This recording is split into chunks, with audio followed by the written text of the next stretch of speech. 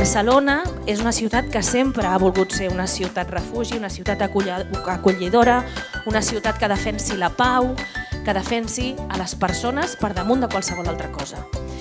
I necessitem que ens ajudeu a pensar com podem ser encara més i millor una ciutat acollidora. Ens ajudareu?